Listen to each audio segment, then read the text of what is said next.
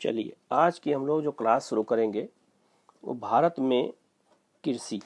ठीक है, जो चैप्टर का नाम है वो है भारत में कृषि। ठीक है, यही चैप्टर रहेगा और क्लास की जो शुरुआत होगी वो हम लोग शुरू करेंगे हरित क्रांति से। ठीक है, लेकिन उससे पहले थोड़ा सा आपको बता देता हूँ मैं कि भारत में जो कृषि व्यवस्था है, भारत में जो कृषि चैप्टर है, यहाँ से हर हर जितने भी एग्जाम है कम से कम 6 से 7 क्वेश्चन, 5 क्वेश्चन, 3 क्वेश्चन हमेशा रहते हैं। ठीक है, तो ये आप लोगों को जानना बहुत ज़रूरी है कि जो है भारत में कृषि की विशेषता क्या है, कृषि के कितने प्रकार हैं, कौन कौन सी प्रमुख फसलें हैं, कौन सी फसल कहाँ बोई जाती है। यूपीएससी में यहाँ तक क्वेश्चन पूछ देता है कि जो है चाय की खेती जो की जाती है, तो चाय की खेती जो होती है कितने तापमान के क्षेत्र में होती है। ठीक है, ये ऐसे ऐसे क्वेश्चन आते हैं। तो लगभग मैं कोशिश यही करूंगा कि आप लोगों को हर चीज़ को विधिवत तरीके से बता दूं कि जिससे कोई आप कोई डाउट ना रहे, कहीं कोई प्रॉब्लम ना हो और आप चीज़ों को अच्छे से समझ सकें। ठीक है, इस उद्देश्य के साथ हम क्लास शुरू कर रहे हैं। ठीक है, भारत में तो आज हमारा जो चैप्टर शुरू करेंगे भारत में कृषि का, वो हम लोग शुरू करेंगे हरित क्रांति से।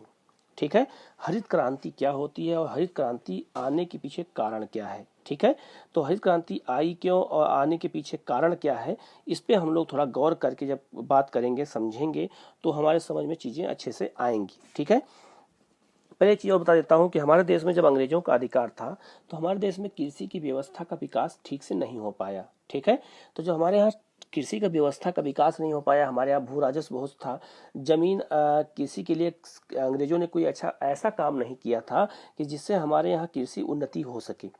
तो हमारा देश आज़ाद हुआ। ठीक है, हमारा देश क्या हुआ, आज़ाद हुआ 1947 में। 1950 के बाद हमारे शासन में संविधान लागू हुआ। संविधान लागू होने के बाद हमारे यहाँ कृषि व्यवस्था की धीरे धीरे हर चीज़ों की शुरुआत शुरू हो गई। लेकिन सबसे बड़ा प्रश्न उठता है कि जब हमारे यहाँ हरित क्रांति आई क्यों। तो हम लोग सबसे पहले हरित क्रांति पे फोकस करेंगे, हरित क्रांति के घटक को जानेंगे, हरित क्रांति क्या होती है, हरित क्रांति के लाभ क्या है, हरित क्रांति के नुकसान क्या है। हम जब इस पे चर्चा कर लेंगे तो फिर हम इस समझ में आ जाएगा कि हमारे देश, हमारी जनता सबके लिए अनाज उत्पादन कितना इंपॉर्टेंट रखता है, अनाज कितना इंपॉर्टेंट है। आज देखा होगा, आज लॉकडाउन चल रहा है, तो लॉकडाउन में देखा होगा कि जिन लोगों को भोजन नहीं मिल रहा होगा तो कितना बड़ी समस्या उनके साथ खड़ी हो गई होगी। तो इसीलिए कहा जाता है कि सबसे बड़ी जो समस्या है हमारे देश में वो खाद्यान्न, वो गरीबी की समस्या है। और गरीबी में सबसे बड़ी समस्या है गरीबों को भरपेट खाना नहीं मिल पाता है। लेकिन अगर हम बात करें आज़ादी के बाद की बात करें, हमारे यहाँ हरित क्रांति आई क्यों। तो हमारे यहाँ हरित क्रांति जो आई थी उसमें जो सबसे बड़ा कारण था कि हमारा देश जो आज़ाद अभी भी हुआ था, आज़ाद होने हुआ और आज़ाद होने के बाद ध्यान से समझना है कहानी को, जिससे समझ में आपको पूरी बात आ जाए। हमारा देश आज़ाद हुआ, देश आज़ाद होने के बाद फिर हम जो है 10 साल बीता और हमारे यहाँ जो है अभी कृषि के बारे में बहुत ज़्यादा व्यवस्था नहीं हो पाई थी।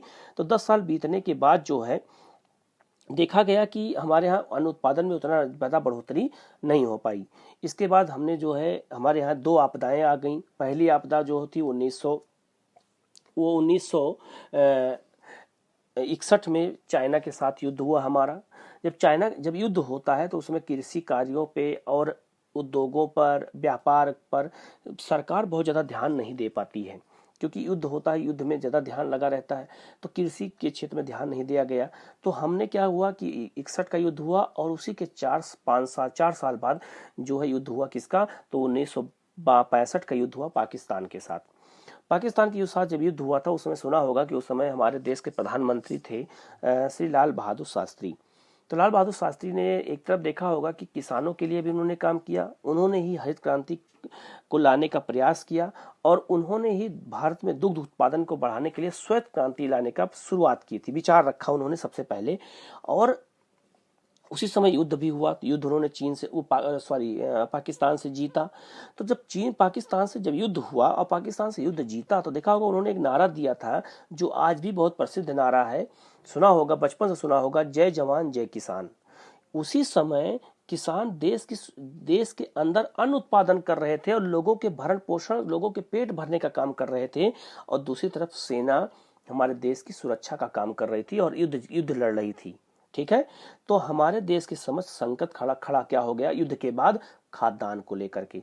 अब हमारे यहाँ देश में कृषि उतनी उन्नत थी नहीं, और हमारे यहाँ जो है परंपरागत खेती होती थी, और हमारे यहाँ बैल से खेती होती थी, हल से खेती होती थी, ट्रैक्टर होता ही नहीं था हमारे यहाँ, ट्रैक्टर हमारे यहाँ था ही नहीं। अब कृषि हमारी कैसी रहेगी, तो उन्नत नहीं रह सकती ना, हमारी कृषि पिछड़ी पेन थी। लेकिन जब युद्ध हुआ तो उस युद्ध में किसान जो थे वो कितना उत्पादन करेंगे, तो हमारी कृषि व्यवस्था में ये देखा गया कि बहुत बड़ा संकट हमारे सामने खड़ा हुआ, और हमारे यहाँ अनाज का कमी हो गई। अनाज की जब कमी हो गई, ध्यान से कहानी समझ लेना, 2-3 बार सुन लेना तो समझ में चीजें आ जाएंगी। हरित क्रांति हम क्यों शुरू किए, ठीक है। अब हमारे यहाँ जब खाद्यान्न की समस्या खड़ी हो गई तो हमें खाद्यान्न को आयात करना पड़ा, और खाद्यान्न आयात किससे हमने किया, अमेरिका से और ऑस्ट्रेलिया से। अमेरिका से सड़ा हुआ गेहूं हमारे देश में भेजा गया। जब एयरपोर्ट पर और बंदरगाहों पर गेहूं के बोरे खोले गए तो सड़े हुए गेहूं थे। तब बड़ा दुख हुआ कि बताइए, जो है, अगर मानवता के कारण भी कोई ऐसा काम नहीं कर सकता है, लेकिन हमारे देश के साथ किया गया। तो इस अपमान को ध्यान में रखते हुए उस समय जब ये घटना घटी तो उस समय श्री लाल बहादुर शास्त्री जी का जो है देहांत हो चुका था ताशकंद में, और उनके स्थान पे श्रीमती इंदिरा गांधी, जो भारत की पहली महिला प्रधानमंत्री थी, उनको बनाया गया। तो उनके प्रयास से जब ये अपमान हुआ और हमारे देश का, हमारी जनता का, कि सड़ा हुआ गेहूं भेजा गया,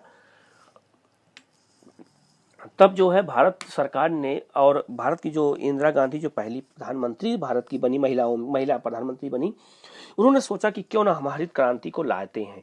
तब उन्होंने, यहाँ पर एक देखो, आपकी स्क्रीन पे एक नाम लिखा होगा, MS स्वामीनाथन।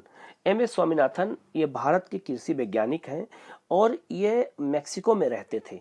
कहाँ रहते थे, मेक्सिको में रहते थे, और मेक्सिको में रह करके वहाँ पर रिसर्च कर रहे थे, और अमेरिका में रिसर्च करते थे। तो अब इंदिरा गांधी ने 1966-67 में इन्होंने MS स्वामीनाथन से मुलाकात की। कहानी बहुत ध्यान समझना।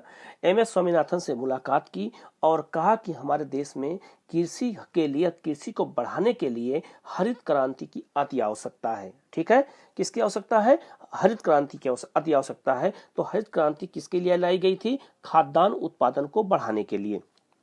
अब गौर करना, तो भारत में हरित क्रांति की शुरुआत कब हुई, 1966-67 में शुरू हुई। भारत में हरित क्रांति लाने का श्रेय किसको दिया जाता है, MS स्वामीनाथन को। तो भारत में अगर एग्जाम में कभी आ जाए कि भारत में हरित क्रांति लाने का के जनक कौन थे, इनके शुरुआत किसने किया, तो उनका नाम है MS स्वामीनाथन। ठीक है, इनका नाम कभी भूलना ना, ये क्वेश्चन हमेशा बार बार आता है। ठीक है, तो यहाँ आप लोग भूलना मत, इनको नोबेल पुरस्कार भी दिया गया था। ठीक है, अब हम बात करते हैं विश्व में हरित क्रांति का जनक किसे कहते हैं। तो विश्व में हरित क्रांति जो प्रारंभ करने का श्रेय नोबेल पुरस्कार विजेता प्रोफेसर नॉर्मन बोरलॉग को जाता है। ठीक है, ये भी अमेरिका के रहने वाले थे और मेक्सिको में रिसर्च कर रहे थे, और रिसर्च किस पे करते थे, गेहूं की फसल पर। बहुत ध्यान से समझना, रिसर्च किस पे कर रहे थे, गेहूं की फसल पर। तो गेहूं की जो संकर हाइब्रिड बीज होती है उसको संकर बीज कहते हैं, हिंदी में संकर बीज कहते हैं, और वैसे उसको बोलते हैं हाइब्रिड बीज। तो उस पर रिसर्च कर रहे थे। तब MS स्वामीनाथन और प्रोफेसर नॉर्मन बोरलॉग, इन लोगों ने मिल करके ये सोचा और मदद मांगी। MS स्वामीनाथन ने नॉर्मन बोरलॉग से मदद मांगी और भारत में हरित क्रांति शुरू करने का शुरू कर दिया। हरित क्रांति जब शुरू हुई भारत में, तब ध्यान से समझना, हरित क्रांति जब शुरू हुई हमारे देश में तो ये देखा गया कि हरित क्रांति कहाँ शुरू की जाए, किस स्थान पे शुरू की जाए जहां हरित क्रांति सफल हो सके। तो हरित क्रांति के लिए सबसे जरूरी क्या होता है कि सिंचाई की व्यवस्था हो, खाद की व्यवस्था हो, किसान बड़े बड़े हों, जमीन उपजाऊ हो। ऐसा नहीं कि हरित क्रांति हम पर्वतीय क्षेत्रों में शुरू कर दे, क्योंकि हमें अनाज का उत्पादन करना है। तो अनाज उत्पादन के लिए हमें क्षेत्र का चुनाव बहुत जरूरी था। तो क्षेत्र का चुनाव किया गया। किसको, तो सतलज और गंगा के मैदान को चुना गया, और 2 फसलों को चुना गया। क्यों 2 फसलों को चुना गया, पहली फसल थी गेहूं।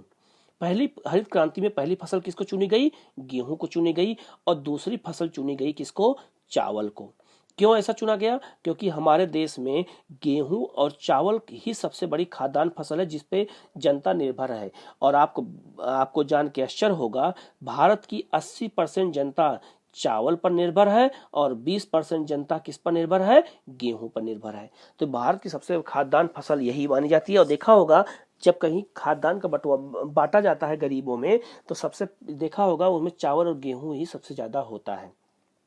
ठीक है, तो ये हमारे देश की खाद्यान्न फसल मानी जाती है, और हमारे देश की सबसे प्रमुख खाद्यान्न फसल कौन है? चावल है। ये बात कहीं नोट कर लेना, चावल हमारे देश की प्रमुख खाद्यान्न फसल है ये। अब हम बात करते हैं आगे। तो लिखा है कि हरित क्रांति का अभिप्राय देश में सिंचित, सिंचित मतलब जहाँ सिंचाई होती है सिंचित, और असिंचित जहाँ सिंचाई की व्यवस्था ना हो उसको कहते हैं।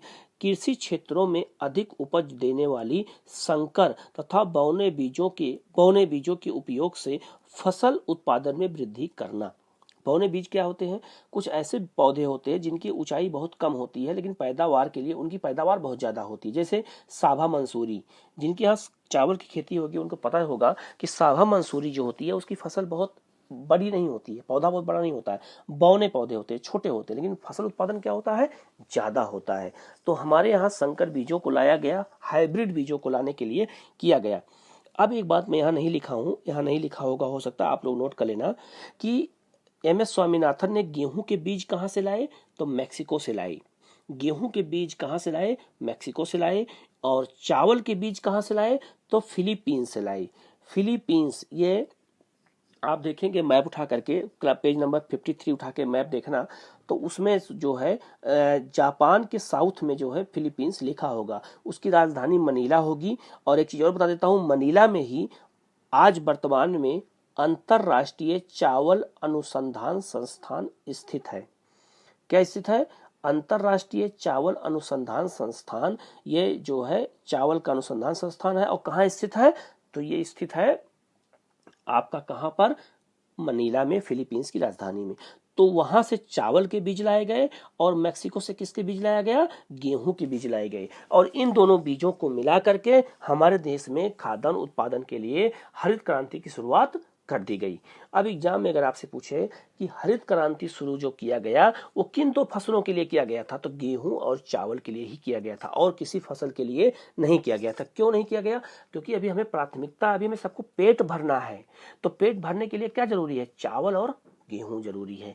इसलिए आप लोग ध्यान में रखना कि हरित क्रांति जो है केवल दो फसलों के लिए शुरू की गई थी, गेहूं और चावल के लिए शुरू की गई। अब गौर करना कि गेहूं के लिए किस क्षेत्र को चुना जाए। अब क्षेत्र चुनने की बात आई, अभी हम और चीजें बात बताते हैं। अब आपके सामने मैप दिख रहा होगा। अब प्रश्न ये खड़ा हुआ स्वामीनाथन के पास कि गेहूं उत्पादन के लिए किस क्षेत्र को चुना जाए और चावल उत्पादन के लिए किस क्षेत्र को चुना जाए। तो आपको पता होगा कि गेहूं उत्पादन वहीं हो सकता है जहां पर कम वर्षा हो। ठीक है, जहां पर कम वर्षा हो वहीं पर जो है क्या होगा, और ठंडी हो, तो वहीं पर किसका उत्पादन किया जाएगा? तो वहां पर किया जाएगा किसका उत्पादन? तो वहां होगा गेहूं का उत्पादन। और चावल का उत्पादन कहां हो सकता है? तो चावल का उत्पादन उन क्षेत्रों में होता है जहां पर जो है सिंचाई की व्यवस्था हो और प्लस वहां पानी की अधिक व्यवस्था हो और वर्षा ज्यादा हो।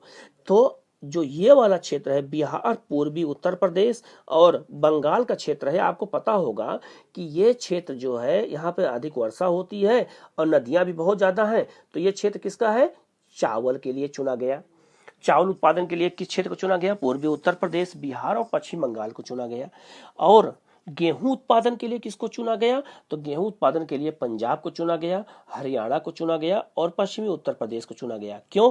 क्योंकि यह हिमालय से नजदीक है, तो हिमालय से हवाएं ठंडी ठंडी आती हैं, तो यहाँ ठंडी बहुत ज्यादा होती है, और जितनी ठंड पड़ेगी, जितना पाला पड़ेगा, उतना गेहूं बहुत अच्छा होता है, तो इसको चुना गया।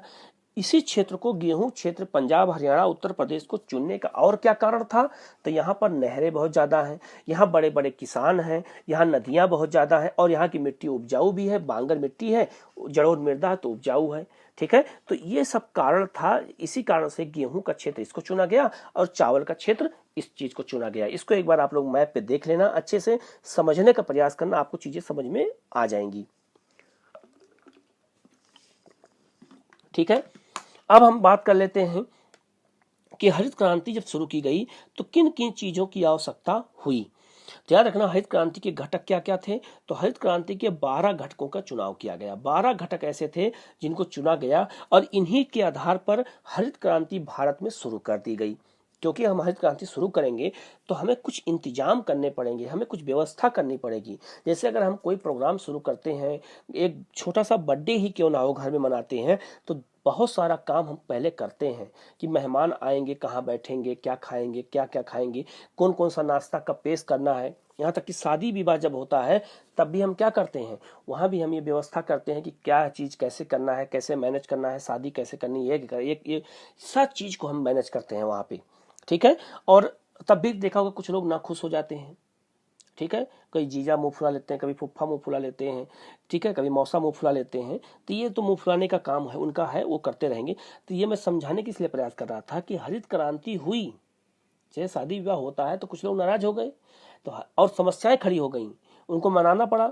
उसी तरह मैं समझाने प्रयास इसलिए कर रहा था बताने का कि हरित क्रांति जब हुई तो उसके भी कई परिणाम नजर आए। परिणाम क्या नजर आया, कुछ सकारात्मक परिणाम नजर आए तो कुछ नकारात्मक परिणाम नजर आए। तो सकारात्मक क्या लाभ हुआ, नकारात्मक क्या लाभ हुआ, इसीलिए यहाँ पे देखो लिखा गया है कि जैसे एक शादी हो जाती है तो उसके कुछ सकारात्मक परिणाम कि शादी हो गई, लड़की लड़का विदा हो गया, जो भी हुआ, ठीक है। और नकारात्मक क्या हुआ, तो वही फूफा जीजा नाराज हो गए। तो ऐसे समझेंगे तो हमारे लिए आसान हो जाएगा। तो हरित क्रांति का प्रभाव क्या पड़ा, नकारात्मक सकारात्मक, इसकी भी चर्चा मैं करूंगा, ठीक है। लेकिन सबसे पहले हम घटक की बात कर लेते हैं कि हम हरित क्रांति जो शुरू करने जा रहे हैं तो किस किस चीज की पहले व्यवस्था करें। पहले हमें इसको में ध्यान में रखना है कि हमें व्यवस्था किस किस चीज की करनी है, ठीक है। तो व्यवस्था जो हमें करनी है उसको हम पहले ध्यान में रख लेंगे तो हमारे लिए चीजें क्या हो जाएंगी, बिल्कुल आसान हो जाएंगी, ठीक है। अब ध्यान समझना, सबसे पहले हमने क्या किया, उच्च उपज वाली किस्म के बीज, ये बीज लिखा हुआ है, बीज है, बीज आप लोग कर लेना। बीज के लिए हमने पहले उसको चुना, ठीक है। बीज के लिए क्या चुना, उच्च उपज वाली किस्म। तो मैंने अभी बताया गेहूं के वाले बीज कहां से लाए हम, मैक्सिको से, और चावल के बीज कहां से लाए, फिलीपींस से। तो पहला काम हमने ये कर लिया, हम पहले बीज को जुटा लिए अपने पास, ठीक है। अब हम जो है जब बीज जुटा लेंगे तो हमें कुछ और करना पड़ेगा। तो दूसरा हमें काम क्या करना पड़ेगा, सिंचाई की व्यवस्था करनी पड़ेगी। अब गेहूं वाले क्षेत्र में जहां पे नहर है वहां पे नहर तो है ही है, और जहां नहर नहीं है वहां नहर बनवानी पड़ेगी, वहां नलकूप बनवाना पड़ेगा कि जिससे जब सिंचाई की व्यवस्था रहेगी तो अन्न का उत्पादन अधिक होगा। और आपको एक चीज और बता देते हैं, जो हाइब्रिड बीज होता है उसको रासायनिक खाद और सिंचाई की अधिक आवश्यकता पड़ती है। अगर आप सिंचाई नहीं करेंगे तो फसल खराब हो जाती है। इसीलिए उपज जो हाइब्रिड बीज होता है उसके लिए सिंचाई की व्यवस्था करनी ही पड़ती है। तो हमें गेहूं के लिए तो करनी पड़ेगी, इसलिए हमें जो है क्या करना पड़ा, नहर बनवाना पड़ा। और नहर, इसके अलावा क्या करना पड़ा, डैम बनवाना पड़ा। डैम को नहरों को नदियों से जोड़ा गया, डैम बनाया गया, डैम बना के पानी को इकट्ठा करने की व्यवस्था की गई कि जिससे आने वाले समय में सिंचाई के लिंक ना टूटने पाए, किसानों को पानी के लिए दर दर भटकना ना पड़े। और व्यवस्था क्या की गई, तो नलकूप खोल दिया गया, नलकूप खोला गया। और नलकूप बनाने के लिए सरकार ने सब्सिडी दिया कि आप नलकूप बनाइए जिससे आपको आपके खेत में ही पानी आपके लिए उपलब्ध रहे, ठीक है, ये व्यवस्था की गई। इसके अलावा रासायनिक उर्वरकों का प्रयोग शुरू कर दिया गया।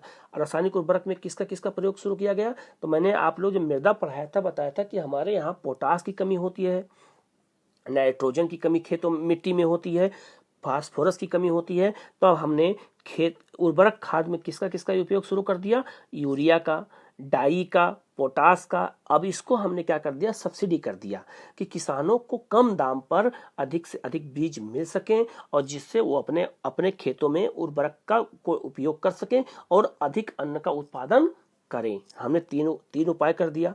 अब चौथा उपाय क्या किया, कीटनाशक दवाइयों का उपयोग शुरू कर दिया। क्यों, जो संकर बीज होते हैं उसमें कीड़े भी बहुत ज्यादा लगते हैं। तो संकर बीज को बचाने के लिए जो है हमने फसलों को बचाने के लिए हमें क्या करना पड़ा, तो कीटनाशक दवाइयों का उपयोग भी करना पड़ा। तो हमने कीटनाशक दवाइयां बनाना शुरू कर दिया, बड़ी बड़ी फैक्ट्री लगाना शुरू कर दिया कि जिससे कीटनाशक दवाइयां किसानों को समय पर और उचित दाम पर और उनके घर के आसपास ही मिलना प्रारंभ हो गया। देखा होगा आप लोग जहाँ रहते होंगे, मार्केट में कोई सब्जी उब्जी के लिए कीटनाशक दवाएं भी बेचता है, अनाज बेचता है, बीज बेचते हैं, देखा होगा उनके यहाँ बहुत सारे कीटनाशक दवाइयां होती हैं। आप लोग गांव के हैं, आप लोगों को पता होगा ये सब चीजें, ठीक है। इसके अलावा हमें कमांड एरिया विकास करना पड़ा। कमांड एरिया क्या होता है, कमांड एरिया मैंने बताया, जो अभी आपको बताया था मैंने कि जैसे ये वाला क्षेत्र है, अगर गेहूं के लिए चुना गया तो इस पूरे क्षेत्र को क्या बोलेंगे, कमांड एरिया बोलते हैं, कमांड एरिया बोलेंगे। इस एरिया का पहले हमें चिन्हीकरण किया गया कि हमें कहाँ करना है खेती। जैसे अगर शादी विवाह हो रहा है, मैं बार बार उदाहरण क्यों दे रहा हूँ, आपको समझाने के लिए। जैसे कि मान लो बर्थडे पार्टी भी करते हो तो केक कहाँ काटना है, ड्राइंग रूम में ही काटना है। ये नहीं कि बाथरूम में केक कटेगा, या कहाँ कटेगा केक, तो ड्राइंग रूम में कटेगा। तो हमने निर्धारित कर लिया ना कि ड्राइंग रूम में यही काटना है, यहीं पर गुब्बारा उबाड़ा लगा दो और यहीं पे आके केक कटेगा। बात समझ में आया। तो हमने पहले क्या कर दिया, कमान एरिया को निर्धारित कर लिया कि हमें इसी क्षेत्र पे फोकस करना है और क्षेत्रों पे भटकना नहीं है। ठीक है, ये मैंने काम किया। ठीक है, इसके अलावा हमने क्या किया, जोतों का सुदृढ़ीकरण किया। जोतों का मतलब होता है जहां पर खेती की जाती है उस खेत को जोत बोलते हैं। तो जोतों का सुदृढ़ीकरण कैसे किया गया, तो खेत में जो थे, जो जोत थे खेतों के, वो टुकड़ों टुकड़ों में बटे हुए थे। किसी के पास छोटा खेत, किसी के पास बड़ा खेत, तो हमने क्या किया, सबको एक कर दिया। जोत देखा होगा, जोत का मतलब शुद्धिकरण ये होता है, आपका मान लिया गांव में आप लोग रहते हैं, या जो लोग गांव में रहते हैं उनको पता होगा कि खेत अगर किसी के पास है 5 बीघे, तो पता होगा, देखा होगा 2 बीघा यहाँ पे है तो 3 बीघा 5 किलोमीटर दूर है, और 2 बीघा 10 किलोमीटर दूर है। तो किसान जो है, जो सबसे नजदीक, उसके घर के पास नजदीक जो खेत होगा वहां ज्यादा काम अच्छे से ध्यान दे पाएगा ना फसल का, और जो दूर होगा उसके लिए क्या क्या होगा, नहीं दे पाएगा। तो हमें क्या करना पड़ा, सब जोत को एक जगह लाना पड़ा, सब खेत को इकट्ठा कर दिया गया कि जहां किसान का घर है, जहां गांव है, उसी के आसपास ही खेत रहे, कि जिससे वो आसानी से पहुंच सके। तो इसी व्यवस्था को कहते हैं जोतों का सुदृढ़ीकरण कहते हैं। ठीक है, जैसे यहाँ खेत है, यहाँ खेत है, यहाँ खेत है, यहाँ खेत है, और गांव यहाँ है। तो अब यहाँ खेती करने तो हम चले गए, लेकिन यहाँ यहाँ जो है दूर है, तो हम विकास उसमें ध्यान नहीं दे पाते हैं। अगर इसी सब खेत को एक जगह ला करके कर दिया जाए, सबके खेत अलग अलग रहें, एक जगह पे रहें, तो क्या होगा, खेती करना क्या हो जाएगा, आसान हो जाएगा। इसी कहते हैं जोतों का सुदृढ़ीकरण। इसके अलावा भूमि सुधार क्या किया गया, सुना होगा, हमारे यहाँ अंग्रेजों के समय में जमींदारी व्यवस्था थी, महलवाड़ी व्यवस्था थी। इसके बाद में हमारे यहाँ जो है रैयतवाड़ी व्यवस्था थी, तो सरकार ने उन सब व्यवस्थाओं को समाप्त कर दिया। ठीक है, उसी को कहते हैं भूमि सुधार कहा जाता है। ठीक है ना, यही चीज है भूमि सुधार। इसके अलावा कृषि ऋण की व्यवस्था की गई, किसानों को बैंक से कृषि के नाम पर ऋण देने की व्यवस्था की गई कि किसान ऋण भी ले सके। मान लो कि बड़े बड़े किसान हैं, अब फसल बोना है और उनके पास जो है पैसा ही नहीं है, तो खेती कैसे करेंगे। तो सरकार ने क्या किया कि कम ब्याज पर उनको ऋण देने की व्यवस्था भी शुरू करा दी। अब ऋण देने की जब व्यवस्था शुरू करा दी किसानों ने, सरकार ने, तो किसान क्या हो गया, किसान को पैसा मिलने लगा। किसान जब पैसा पाया तो ट्रैक्टर टाली खरीद लिया, गन्ना उत्पादन करने लगा, और अपने फसलों को बाजार तक पहुंचाने लगा, और खेती अच्छे से करने लगा। ठीक है, और ट्रैक्टर खरीदा, इसके अलावा पंपी सेट खरीद लिया, इसके बाद बीज खरीद सकता है, पैसा मिलेगा तो। ठीक है, फिर उसको चुका दिया, और कम ब्याज पे है तो किसानों को ज्यादा नुकसान भी नहीं हुआ। इसके अलावा अगला जोर किस पे दिया गया, ग्रामीण विद्युतीकरण पर। जैसे घर वर में जब शादी ब्याह होता है तो लाइट वाइट नहीं लगाते हैं, उस पे लाइट लगाते हैं सब, तो वही काम हमें गांव में भी करना पड़ेगा हरित क्रांति के लिए। अब गांव में हम नलकूप तो लगा दिए, लेकिन लाइट अगर नहीं जाएगी तो नलकूप कैसे चलेगा। इसीलिए सरकार ने क्या किया कि गांव के विद्युतीकरण पर बल दिया। अब गांव का अगर विद्युतीकरण होगा, गांव में लाइट लगा दी जाएगी, तो क्या होगा उससे, तो गांव में लाइट रहेगी तो पंपी सेट जो है ये आपका नलकूप चलने लगेगा, और किसानों को पानी हर समय जब चाहेंगे उपलब्ध हो जाएगा, तो उनकी फसल भी क्या होगी, उन्नत करेगी, और अन्न उत्पादन अधिक होगा। इसके अलावा क्या हुआ, ग्रामीण सड़कें और विपणन की व्यवस्था की गई। ग्रामीण सड़कें क्यों बनाई गई, अगर हम अन्न उत्पादन कर लिए, लेकिन अगर हम उसको बेचने जाएं और हमारे पास सड़क ही ना हो, कच्ची सड़क हो, ठीक है, तो किसानों को समस्या होगी। तो सरकार ने उन जहां पर हरित क्रांति शुरुआत की गई वहां सड़कों का विकास किया। जो लोग हरियाणा के रहने वाले हैं, या जो लोग पश्चिमी उत्तर प्रदेश के रहने वाले हैं, उनको पता होगा कि इनके क्षेत्रों में अच्छी अच्छी सड़कें बनाई गई हैं, बहुत अच्छी सड़कें बनी हैं, गांव तक पक्की सड़कें बनाई गई हैं। उसके पीछे कारण यही सब रहा है। इसी कारण प्रधानमंत्री सड़क योजना की शुरुआत की गई कि गांवों को मुख्य सड़कों से जोड़ा जाए। एक कहावत है, एपीजे अब्दुल कलाम ने कहा था एक बार, एपीजे अब्दुल कलाम का यह कथन था कि अगर हमें किसी गांव का विकास करना है और हम नहीं कर पाते हैं, तो अगर हम उस गांव को अब्दुल कलाम ने कहा था कि अगर उस गांव को हम पक्की सड़क से जोड़ दें, बस उस गांव का अपने आप विकास हो जाएगा। ठीक है, क्यों? क्योंकि गांव के लोग अब पक्की सड़क से कहाँ आएंगे, मार्केट में आएंगे, शहर जाएंगे और तरह तरह के काम करेंगे और उनका रोजगार पाएंगे, तो उनका विकास धीरे धीरे होता जाएगा। ठीक है, तो ग्रामीण सड़कों का निर्माण किया गया और विपणन की व्यवस्था की गई। विपणन मतलब होता है कृषि बाजार बनाए गए। देखा होगा आप लोगों के गाँव में या शहरों में दाल मंडी होती है, गल्ला मंडी होती है, तो गल्ला मंडी, दाल मंडी या फिर सब्जी मंडी की व्यवस्था क्यों की गई? किसानों के लिए की गई है कि किसान यहाँ अपना उत्पादन बेच सकें और सबको एक स्थान पर अनाज मिल सके। ठीक है, तो बेचने की भी व्यवस्था होती है और खरीदने की व्यवस्था, वो थोक मार्केट होता है, तो किसान अपना गल्ला वहां बेच सकता है और उसको एक मुफ्त पैसा मिल सकता है। इसके अलावा क्या किया गया? कृषि का मशीनीकरण किया गया। तो बैल, हम हाइब्रिड बीज बोने जा रहे हैं, और अगर हम बैल और हल, लकड़ी के हल से खेत जोत के अगर कृषि करेंगे तो हम कब तक खेती करते रहेंगे? तो अन्न उत्पादन नहीं हो सकता है। इसीलिए हमारे यहाँ कल्टीवेटर की व्यवस्था की गई, ट्रैक्टर की व्यवस्था की गई, थ्रेसर की व्यवस्था की गई, जिससे गेहूं को जो है जल्दी से देखा होगा इस समय गेहूं को जो है मड़ाई का काम चल रहा है, गेहूं कटाई का काम चल रहा है, तो थ्रेसर के द्वारा ही देखा होगा गेहूं निकाला जाता है। ठीक है, तो ये सब यंत्रीकरण की व्यवस्था की गई, तब जाकर के हमारे यहाँ हरित क्रांति को सफल बनाने में योगदान मिला। इसके अलावा एक और पॉइंट क्या किया गया? कृषि विश्वविद्यालय बनाए गए। ठीक है, पूसा में कृषि विश्वविद्यालय बनाया गया। इसके बाद में जो है आज वर्तमान में कम से कम 3 से 4 कृषि विश्वविद्यालय हैं।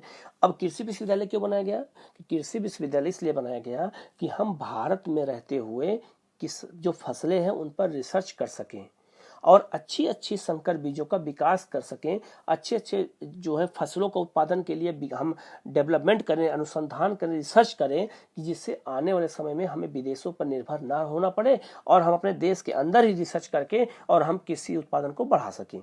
आप लोगों को जान के एक आश्चर्य होगा कि पहले आप लोग जब छोटे रहे होंगे, 4 साल, 5 साल, 6 साल के, 10 साल के रहे होंगे, 15 साल के रहे होंगे, देखा होगा पहले तरबूज बहुत बड़े बड़े आते थे और एक मान लो घर में एक आदमी को खाना हो तो कैसे खाएगा? पूरा तरबूज खा नहीं पाएगा, तो क्या करता था? तरबूज खाता ही नहीं था। आज क्या है? तरबूज का आकार छोटा हो गया, परिवार में एक आदमी भी तरबूज खा सकता है। क्यों?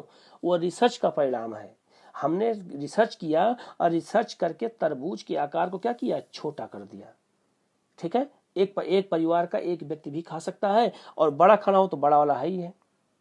ठीक है, तो ये सब काम हमने किया, कृषि विश्वविद्यालय में किया हमने। ठीक है, इसीलिए हमने हरित क्रांति को सफल बनाने में हमें ये 12 चीजें बहुत इंपॉर्टेंट है, इसको याद रखना। कभी भी हरित क्रांति से क्वेश्चन हमेशा आता है, आप लोग देखा होगा। तो हरित क्रांति से जब कभी भी क्वेश्चन आए तो ये क्वेश्चन आपका गलत नहीं होना चाहिए, आप इन सारे पॉइंट पे आप बात करेंगे। ठीक है, कोई डाउट नहीं है यहाँ पर। अब हम बात करते हैं हरित क्रांति का प्रभाव क्या हुआ। तो हरित क्रांति का प्रभाव सकारात्मक भी हुआ और नकारात्मक भी हुआ। लेकिन सकारात्मक परिणाम क्या क्या हुआ, पहले इस पर चर्चा कर लेते हैं। तो पहला है कृषि उत्पादन में वृद्धि हो गई। इससे क्या हुआ? कृषि उत्पादन में वृद्धि हुई और जो हम सड़ा हुआ गेहूं और चावल आयात कराए थे, अब उसकी आवश्यकता नहीं पड़ेगी। अब हम ऐसी स्थिति में आ गए 5-6 साल के अंतर्गत कि अब हम खुद गरीब देशों को निर्यात करने लगे। ये स्थिति आ गई थी 1975 तक कि हम छोटे छोटे देशों को गेहूं चावल निर्यात करने लगे, जैसे नेपाल को, भूटान को, श्रीलंका को। इसके बाद जब बांग्लादेश बन गया, बांग्लादेश को, यहाँ तक कि पाकिस्तान को भी हम जो है, ईरान को, इराक को, और आज भी ईरान, इराक, इन सब देशों को जो मैंने नाम लिया है, इस सब देश पे निर्भरता भारत पे ही निर्भर है। वो सब वहाँ की हमारी फसलों पर निर्भर है और खाते हैं। ठीक है, ये मैंने काम किया। दूसरा, किसानों की उन्नति हुई। दूसरा पॉइंट क्या है? किसानों की उन्नति हुई। अब किसान अमीर होते चले गए। ठीक है, क्योंकि उनको पैसा मिलने लगा, उनको सुविधाएं मिलने लगी और वो अमीर होते चले गए। अब आप देखा होगा पंजाब और हरियाणा और पश्चिमी उत्तर प्रदेश के किसान क्या हैं? बहुत समृद्ध हैं, बहुत अमीर है। वो क्यों अमीर है? वो हरित क्रांति की ही देन है। ठीक है, इसके अलावा खाद्यान्नों के आयात में कटौती हो गई। हम जो खाद्यान्न मंगाते थे, अब हमें उसकी आवश्यकता नहीं पड़ती थी, तो हमने क्या किया? उसमें कटौती करना शुरू कर दिया कि जब हमारे यहाँ खुद उत्पादन हो रहा है तो हम विदेशों से क्यों मंगाएं। ठीक है, यह मैंने काम किया। पूंजी खेती शुरू कर दिया। पूंजी खेती क्या शुरू कर दिया कि हमारे यहाँ जो है पैसा ज्यादा मिलने लगा, ज्यादा पैसा होने लगा, तो हमने ऐसी खेती शुरू कर दिया जिससे पूंजी और अधिक मिले। तो हम नगदी फसल बोने लगे, जैसे मसालों खेती करने लगे, जैसे गन्ने की खेती करने लगे, जैसे कपास की खेती करने लगे, जैसे रबड़ की खेती करने लगे। ये सब खेती पर हमारा ध्यान चल जाने लगा। ठीक है, कृषि से लाभ की पुनर्प्राप्ति। अब कृषि से लाभ की पुनर्प्राप्ति होने लगी। एक बार पैसा मिला, फिर लगाया, फिर पैसा मिला, फिर लगाया, फिर पैसा मिला, तो किसानों को क्या हुआ, और ज्यादा पैसा मिलने लगा और वो उन्नति करते चले गए। इसके अलावा औद्योगिक विकास हुआ। हमारे यहाँ कृषि से किसका विकास हुआ, उद्योगों का विकास हुआ। कैसे, अब हम गन्ना उत्पादन जब करेंगे तो चीनी मिल खोलना पड़ेगा, तो उससे क्या हुआ, चीनी मिल खुलने लगी, तो चीनी मिल उद्योग होता है, इसका विकास हुआ। हम पंजाब के क्षेत्र में कपास उत्पादन शुरू कर दिया, तो उसके लिए कपड़ा मिल की आवश्यकता पड़ेगी। बात समझ में आया, ये सब काम करना पड़ा। ग्रामीण रोजगार में वृद्धि हुई। अब ग्रामीण क्षेत्र में जो मजदूर थे, निम्न वर्ग के लोग थे, उनको खेतों में बड़े बड़े किसानों के यहाँ काम मिलने लगे। देखा होगा आप लोग, यहाँ गेहूं जब कटता है, आलू बोई जाती है, आलू की खुदाई होती है, गन्ना काटा जाता है, चावल काटा जाता है, तो देखा होगा बहुत सारे मजदूरों की आवश्यकता पड़ती है, तो मजदूरों मिलने लगे। तो ग्रामीण रोजगार में क्या हो गई, वृद्धि हुई, और महिलाओं और पुरुषों दोनों को काम मिलने लगा। देखा होगा जब चावल की रोपाई की जाती है, तो देखा होगा उसमें बहुत सारी महिलाएं काम करती हैं। महिलाएं होती हैं जो, और पुरुष होते हैं जो चावल के पेड़ को लगाते हैं। अब अगर मजदूर ही नहीं मिलेंगे तो चावल खेती कैसे होगी, एक आदमी तो लगा नहीं पाएगा। आज मशीनें हो गई हैं, जो मशीनें चावल लगा देती हैं, रोप देती हैं, लेकिन उस समय ऐसा था नहीं। तो हमें क्या हुआ, ग्रामीण रोजगार में क्या हो गई, वृद्धि हुई। तो ये सारे काम हमारे लिए क्या थे, सकारात्मक थे। ठीक है, लेकिन इसका नकारात्मक प्रभाव भी फसल पर पड़ा। क्या क्या नकारात्मक प्रभाव पड़ा इस क्रांति का, तो अंतः फसल अनुसंतुलन में कमी आ गई। ठीक है, क्या वो वृद्धि हुई, जैसे अंतः फसल असंतुलन में वृद्धि, मतलब ये हुआ कि हम गेहूं और चावल पे तो फोकस कर दिए, लेकिन और फसलों के उत्पादन में हम फोकस नहीं कर पाए, वो हमसे छूटती चली गई। जैसे दाल, अरहर, मटर, दालों में अरहर, मटर, सरसों, तिलहन में सरसों हो गया, इसके अलावा और मक्का हो गया। तो हम और फसलों पर ध्यान ना दे पाए और गेहूं और चावल पर ही ध्यान देते चले गए, जिससे और फसलों के उत्पादन में क्या हो गई, कमी आ गई। ठीक है, हम उस पर फोकस नहीं कर पाए, तो और फसलें तो हम क्या हो गए, कमी हो गई, और गेहूं चावल में क्या हो गई, अधिकता हो गई, तो अंतर फसल असंतुलन पैदा हो गया। ठीक है, इसके अलावा क्षेत्रीय असंतुलन में वृद्धि हो गई। क्षेत्रीय असंतुलन में कैसे वृद्धि हुई, एक तरफ पंजाब, हरियाणा, उत्तर प्रदेश का विकास हो गया, और मध्य प्रदेश, राजस्थान क्या हो गए, पीछे छूट गए। पर्वतीय राज्य पीछे छूट गए, बिहार पीछे छूट गया, मध्य प्रदेश पीछे छूट गया। ठीक है, पूर्वोत्तर राज्य पीछे छूट गया। तो ये सब राज्य क्या हो गए, पीछे छूट गए। तो इसलिए कुछ क्षेत्रों का तो विकास हुआ, ये क्षेत्रीय असंतुलन लायक नहीं लाया कि एक तरफ किसान बड़े अमीर हो गए, एक तरफ क्या हो गए, छोटे हो गए, तो यह एक कमी नजर आई। इसके अलावा बड़े बड़े किसानों को ही लाभ हुआ की प्राप्ति हुई। जैसे गांव में अगर 10 किसान हैं जिनके पास जमीन ज्यादा है, उनकी संख्या कितनी है, 4 से 5 है, तो जो ज्यादा बड़े किसान हैं उनको लाभ क्या होगा, ज्यादा होगा, वो लाभ ज्यादा उठा लेंगे। लेकिन जो छोटे छोटे किसान हैं जिनके पास 2 से 3 बीघा जमीन है, वो इसका लाभ नहीं ले पाएंगे। ठीक है, तो कहीं ना कहीं वो लाभ में छूट जाएंगे। तो बड़े किसानों को तो बड़ा लाभ हुआ, लेकिन छोटे किसान क्या हो गए, पीछे चले गए। तो किसानों में भी क्या हो गया, असंतुलन हो गया। जो छोटे किसान गरीब होते चले गए और बड़े किसान अमीर होते चले गए। ठीक है, इनका लाभ उनको ज्यादा मिला। इसके अलावा बेरोजगारी में वृद्धि भी हुई। बेरोजगारी में वृद्धि कैसे हुई कि इन क्षेत्रों में जो रोजगार पाए हुए व्यक्ति थे उनको तो रोजगार एक तरफ हमने ग्रामीण रोजगार दे दिया, लेकिन जनसंख्या जब बढ़ने लगी तो हम सबको रोजगार नहीं दे पाए। जो नवयुवक थे उनको हम रोजगार नहीं दे पाए, और वो लोग क्या हो गए, शहरों से पलायन कर गांव से पलायन करके शहरों की ओर जाने लगे। ठीक है, और शहर में आकर के उद्योग धंधों में काम करने लगे। तो बेरोजगारी में भी वृद्धि हुई है। ठीक है, और एक कारण क्या है, जब मशीन का यूज हम करने लगे खेती में, पहले तो बैल का यूज करते थे, अब मशीन का यूज करने लगे। तो जब मशीन का यूज करेंगे तो मजदूरों की हमें कमी करनी पड़ेगी ना।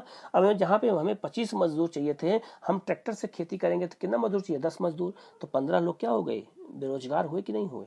तो ये चीज है। इसके अलावा अंतर क्षेत्रीय प्रवास में वृद्धि हुई, वही प्रवास मतलब क्या है, अंतर क्षेत्रीय प्रवास होने लगा। जब यहाँ से लोग क्या हो गए, बेरोजगार होने लगे, तो वो दूसरे शहर की ओर प्रवास करने लगे, माइग्रेट करने लगे और जाकर वहाँ दूसरा काम करने लगे। तो गाँव में क्या हो गया, मजदूरों की कमी होने लगी।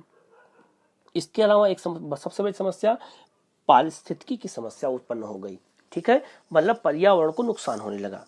अब पर्यावरण को क्या नुकसान हुआ इससे, तो पर्यावरण को क्या नुकसान हुआ, तो सबसे बड़ा जो नुकसान था पर्यावरण को वो यही था कि जब हम रासायनिक खाद का यूज, ध्यान से समझना इस चीज को, जब हम रासायनिक खाद का यूज करेंगे तो उससे क्या होगा कि हमारे रसायन के तत्व हैं हमारे मिट्टी में मिलेंगे, तो मिट्टी को क्या कर देंगे, प्रदूषित कर देंगे।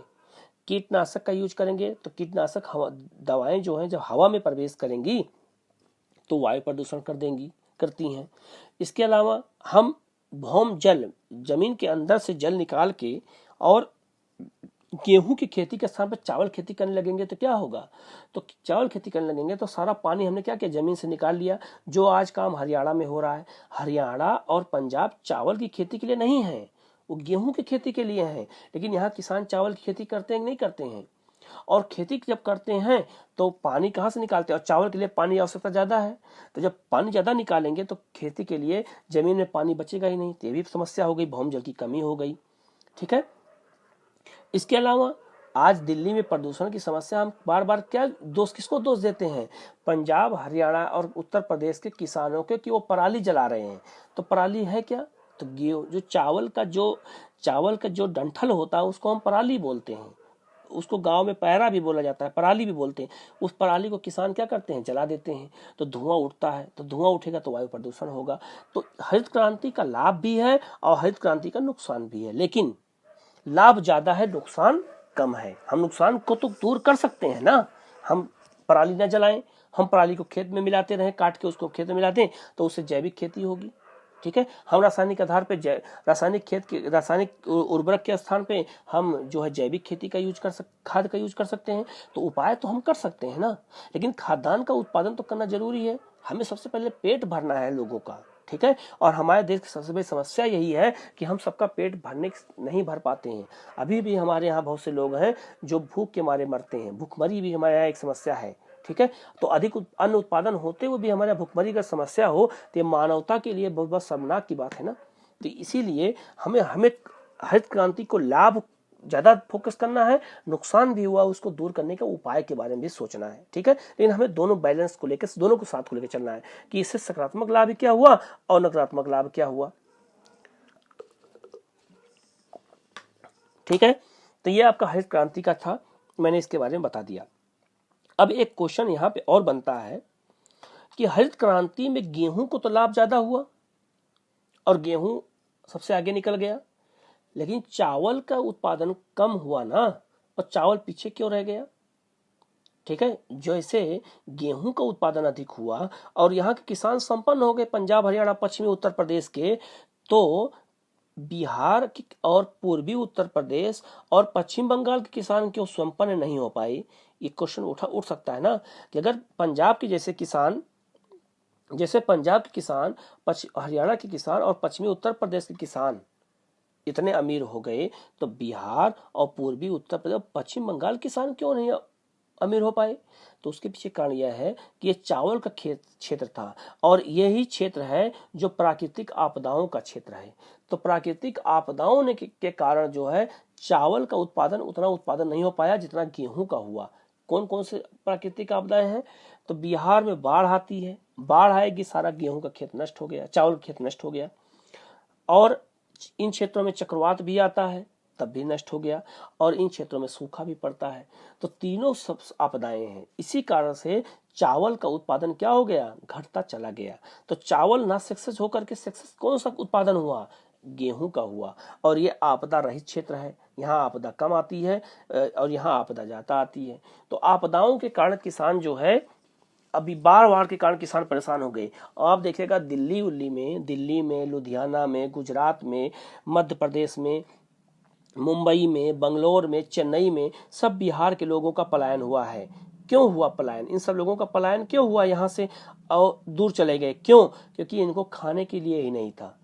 ठीक है, और दूसरा यहाँ बाढ़ आती है, क्यों परेशान हो, इसीलिए ये लोग आपदाओं से और गरीबी के कारण सब भाग भाग के दूसरे देशों में चले, दूसरे देशों में भी गए और दूसरे प्रदेशों में जाकर के प्रवास कर गए, माइग्रेट हो गए और जाकर के वहाँ सारा काम उन्होंने किया।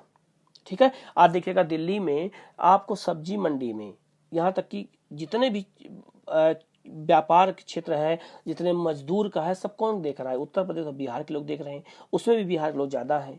ठीक है, तो क्यों ज्यादा, क्योंकि उनके पास वहाँ रोजगार ही नहीं था और करना चाहते थे, काम ही नहीं था उनके पास, तो इसलिए वो लोग भाग के कहाँ चले आए, सब चले आए ऊपर उत्तर प्रदेश और यहाँ दिल्ली और हरियाणा में और मुंबई गुजरात जाके काम करने लगे। आज देखो मजदूरों को लेकर के कितना बवाल कट रहा है कोरोना को लेकर कि मजदूर यहाँ पड़े हैं, यहाँ पड़े हैं, बिहार के लोग यहाँ पड़े हैं, ये इस राज्य में इतने मजदूर हैं, क्यों इतने मजदूर हैं, और देखो सबको ट्रेन से कहाँ भेजा जा रहा है, तो झारखंड और बिहार। तो इस चीज को आप जोड़ सकते हैं, करंट अफेयर्स के माध्यम से हम चीजों को, छोटी छोटी बातों को समझ सकते हैं कि आखिर इतने मजदूर वहीं से क्यों आ रहे हैं। दिल्ली के लिए कोई ट्रेन तो नहीं चली कि दिल्ली के मजदूर को हरियाणा से लाके, यहाँ से दक्षिण भारत से दिल्ली के मजदूर को लाया जाए, क्योंकि दिल्ली के मजदूर तो है ही नहीं, वो तो मजदूर सब बाहर के हैं और सबको आज घर पहुंचाने की चुनौती है। हम सबको लेके जा रहे नहीं जा रहे हैं, बिहार, झारखंड, छत्तीसगढ़, उड़ीसा, पश्चिम बंगाल, आसाम, सबको क्यों, उत्तर प्रदेश क्यों लेके जा रहे हैं, क्योंकि यहीं के सब मजदूर हैं, यहाँ जनसंख्या भी ज्यादा है। ठीक है, तो ये आपका हरित क्रांति का था। ठीक है, हरित क्रांति की क्या विशेषता, हरित क्रांति का कैसे शुरू की गई मैंने ये भी बताया, हरित क्रांति का शुरू करने के पीछे कहानी क्या थी ये भी मैंने बताया, इसको आप लोग अच्छे से समझना। ठीक है, हरित क्रांति का प्रभाव सकारात्मक क्या था, नकारात्मक क्या था, हरित क्रांति के प्रमुख घटक कौन कौन से थे, इन सब चीजों पे आप अच्छे से समझना और बहुत अच्छे से इसको करना। कहीं कोई डाउट होगा तो आप उसको पूछ लेना। ठीक है, हरित क्रांति का क्षेत्र कौन कौन था ये भी मैंने बता दिया है। आप जब इसका क्वेश्चन मेंस में आ जाए तो आप इसको ऐसे बना के लिख सकते हैं। ठीक है।